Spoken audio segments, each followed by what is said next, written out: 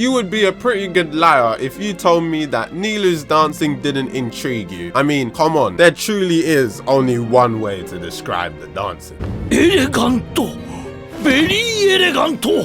So I got a bit curious, searching the internet for all leaks on her that I could find, so it led me to seeing her kit, which gave me the complete opposite reaction of seeing her dance: disappointment. Now, if you thought that Dog Boy and the not Adeptus Cryo Lady was pretty niche, meet Nilou. She's technically the queen of it. She took the cake from them. Nilou's kit is all about doing bloom reactions, and by that I mean all of it. Both her talents and constellations are mainly about furthering the damage of these bountiful cores that she makes, even to the point where her talent states you must use a team of full Dendro and Hydro to make the most of it. Today was actually my first time trying a full bloom team, and all I'm gonna say is it was extremely clunky. It was not enjoyable at all, despite the fact that yes, my damage is low because I haven't built my characters around doing the reaction.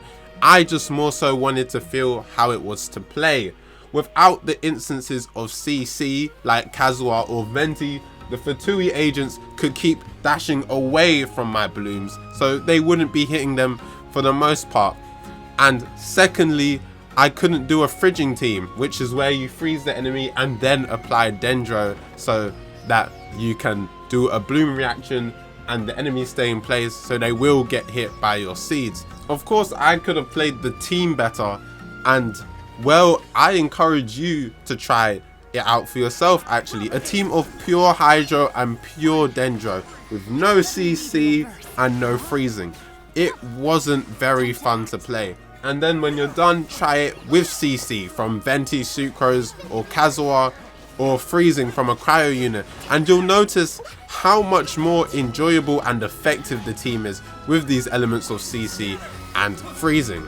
Nilou isn't going to have access to freezing or crowd control because, as her talent states, you need to have Dendro and Hydro in the party to activate her passive.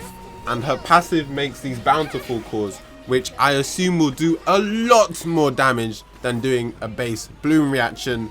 And well, if you do switch up your team, you're not going to be making use of her passive, which is basically half of her kit, and at that point you might as well use another Hydro applicator with high HP such as Kokomi. Talking of this, let's move on to Nilou team comps. Now let's say Xingqiu is your Nilou. You know, he's a Hydro sword user. You're gonna want Barbara or Kokomi for healing on this team because you have no other defensive options, and well, those two also scale off HP very well. Next, you're gonna need Dendro characters. Kalei, Traveler and Tignari are our only Dendro options in the game right now. Tignari is a main DPS which is better played with a quicken reaction, so I would leave it to Kalei and Traveler given the fact that they're free, so you would probably be using them in your team. And that's it. That's your team done. There isn't really much more flexibility that you could do outside of this team. Maybe, I don't know, put Mona in there and have one less Dendro or one less Hydro.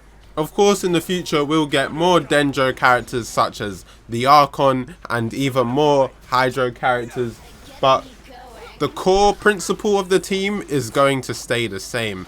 There's been other examples where new ways to play the game have come into the game, which are quite restrictive, such as Geo teams with Itto, and the main complaint I see about running Itto now is that his teams are so restrictive because you're going to be running a Geo team. Now, you could make the argument that this is the same for other characters such as Ayaka, who you mainly always see in a freeze team, but there are other options for Ayaka, such as in Hu Tao Nuke teams, or even just Hu Tao Xingqiu, Ayaka, and I don't know, maybe Bennett.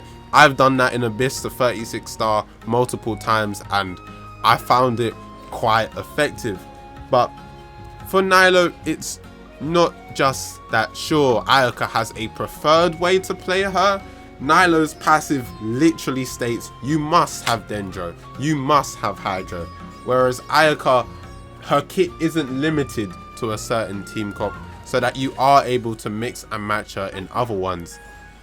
You could try Nilou Vape Nukes because her burst scaling is pretty high, but if you want to do a big Hydro nuke, please just summon for Child instead. You're going to do way more damage. If you do run Nilou in teams like this, she is doing nothing apart from Hydro application, and as the game progresses, you usually want a character in your team that can fill out multiple different roles to help your team do more damage or make your gameplay more comfy, which I'm afraid Nilou doesn't do.